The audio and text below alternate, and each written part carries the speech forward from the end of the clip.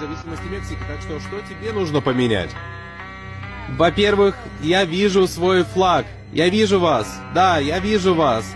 Только один флаг на всю публику.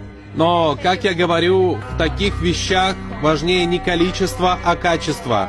И да, я знаю, что это третий бой, тем более учитывая результат нашего предыдущего поединка, который закончился ничьей. Думаю, это противостояние, которое люди хотели увидеть.